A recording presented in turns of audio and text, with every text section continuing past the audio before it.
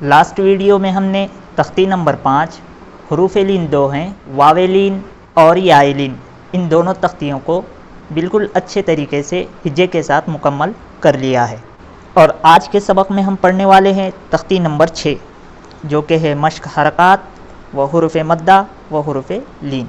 यानी कि हमने जो तख्तियाँ पीछे पढ़ी हैं हरकात की, हरूफ मद्दा की और हरूफ लीन की, इन तीनों तख्तियों के अंदर से कुछ हर्फ यहाँ पर हमें दिए गए हैं जिनकी हमें यहाँ पर मश्क करना है। किस हर्फ के ऊपर कौन सी हरकत है, ज़बर की है या ज़ेर की है या वावलीन है या वाव मद्दा है, यहाँ पर हमें पूरे के पूरे अल्फाज दिए गए हैं। हमें सिर्फ देख करके पहचानना है और उसको बार बार मश्क करना है ताकि हमारे जहन में वो बिल्कुल अच्छे तरीके से बैठ जाए।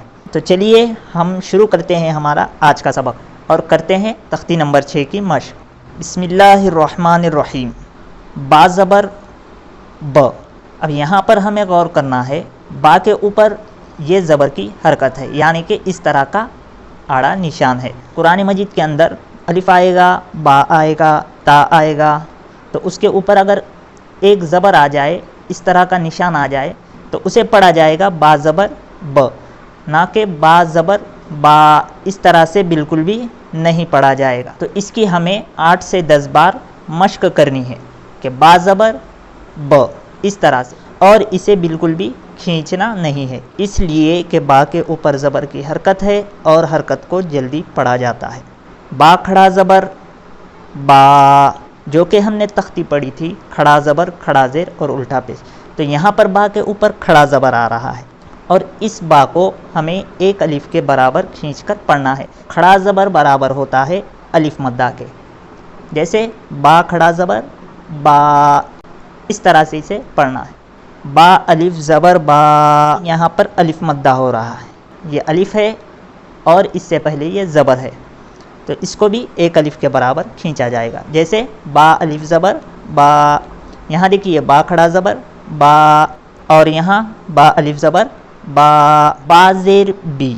अब यहाँ पर बा के नीचे ज़ेर की हरकत है, यानी कि यहाँ बा के ऊपर ज़बर की हरकत है, इस तरह का निशान है और यही निशान यहाँ बा के नीचे आ रहा है, तो ये हो गई ज़ेर की हरकत। तो ज़ेर की हरकत को भी जल्दी पढ़ा जाता है, थोड़ा भी नहीं खींचा जाता। जैसे बा ज़ेर बी, बा खड़ा ज़ेर बी, ये बा के ऊपर जो निशान है खड़ा ज़बर, तो ये अलिफ मद्दा के बराबर होता है। वही निशान यहाँ बा के नीचे दिया गया है जो कि बराबर होता है या मद्दा के। इसे थोड़ा सा खींच कर पढ़ते हैं, जैसे बा खड़ा ज़ेर बी, बा या ज़ेर बी, बा खड़ा ज़ेर बी और बा या ज़ेर बी, ये दोनों में पढ़ने के एतबार से बिल्कुल भी फ़र्क नहीं है, बल्कि सिर्फ लिखने में अलग अलग हैं। दोनों भी लफ्ज़ थोड़ा सा खींच कर पढ़े जाते हैं। बा खड़ा ज़ेर बी, यहाँ खड़ा ज़ेर वाला कायदा, और बा या ज़ेर बी, यहाँ या मद्दा का कायदा होगा और या मद्दा को एक अलिफ के बराबर खींच कर पढ़ा जाता है। बा या ज़बर बई, बई में याइलीन हो रहा है इसलिए कि या साकिन से पहले ज़बर है। बा पेश बू, अब यहाँ बा के ऊपर पेश की हरकत है, हरकत को जल्दी पढ़ें, थोड़ा भी न खींचें। बा उल्टा पेश बू, यहाँ बा के ऊपर उल्टा पेश आ रहा है, तो इसे वाव मद्दा की तरह थोड़ा सा खींच कर पढ़ेंगे। बा वाव पेश बू, तो यहाँ पर वाव मद्दा होगा इसलिए कि वाव साकिन से पहले पेश आ रहा है और वाव मद्दा को एक अलिफ के बराबर खींच कर पढ़ा जाता है। बा वाव ज़बर बऊ, यहाँ पर वावलीन हो रहा है इसलिए कि वाव साकिन से पहले ज़बर है और वावलीन को नर्म आवाज़ के साथ जल्द अदा किया जाता है। जीम वाव पेश जू, यहाँ पर वाव मद्दा होगा इसलिए कि वाव साकिन से पहले पेश है।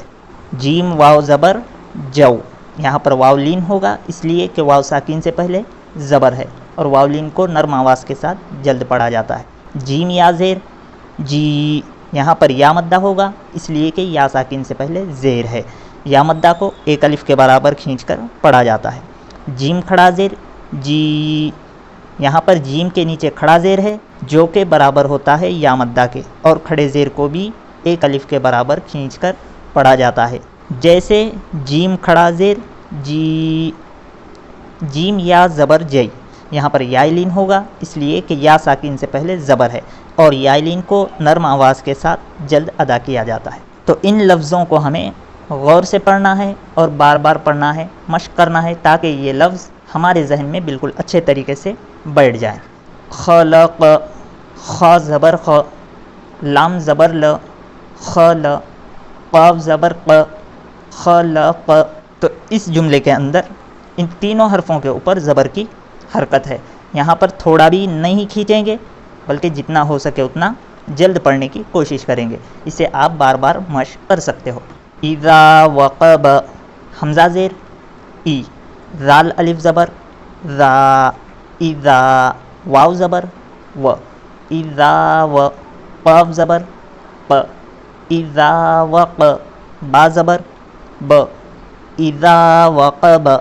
यहाँ पर हमज़ा के नीचे ज़ेर की हरकत है, इसे जल्दी पढ़ेंगे। और ज़ा में अलिफ मद्दा होगा, इसलिए कि अलिफ से पहले ज़बर है। यहाँ पर थोड़ा सा खींच कर पढ़ेंगे, जैसे ज़ाल अलिफ ज़बर ज़ा, इज़ा। वाव के ऊपर ज़बर की हरकत है और हरकत को जल्दी पढ़ेंगे, जैसे वाव ज़बर व, इज़ा व। क़ाफ के ऊपर ज़बर की हरकत है, हरकत को जल्दी पढ़ेंगे, थोड़ा भी ना खींचेंगे। और बा के ऊपर भी ज़बर की हरकत है, हरकत को जल्दी पढ़ेंगे, थोड़ा भी ना खींचेंगे, जैसे इज़ा वक़ब व इज़ा क़ुरिअ। वाव के ऊपर ज़बर की हरकत है, हरकत को जल्दी पढ़ेंगे, वाव ज़बर व। अलिफ के नीचे ज़ेर की हरकत है, हरकत को जल्दी पढ़ेंगे, जैसे हमज़ा ज़ेर ई। रा में अलिफ मद्दा होगा, इसलिए कि अलिफ से पहले ज़बर है और अलिफ मद्दा को थोड़ा सा खींच कर पढ़ेंगे, जैसे ज़ाल अलिफ ज़बर रा, व इज़ा। क़ाफ के ऊपर पेश की हरकत है, हरकत को जल्दी पढ़ेंगे, थोड़ा भी न खींचेंगे, जैसे क़ाफ पेश क़ु। रा के नीचे ज़ेर की हरकत है, हरकत को जल्दी पढ़ेंगे, थोड़ा भी न खींचेंगे, जैसे रौज़े री। व इज़ा क़ुरि, हमज़ा के ऊपर ज़बर की हरकत है, हरकत को जल्दी पढ़ेंगे, थोड़ा भी न खींचेंगे, जैसे व इज़ा क़ुरिअ। हमज़ा की 3 शक्लें होती हैं। हमज़ा अलिफ की शक्ल में भी आता है, और हमज़ा वाव की शक्ल में भी आता है, और हमज़ा या की शक्ल में भी आता है। तो यहाँ पर हमज़ा या की शक्ल में आया हुआ है, इसलिए हम यहाँ पर या ज़बर या नहीं पढ़ेंगे, बल्कि हमज़ा ज़बर अ, इस तरह से पढ़ेंगे।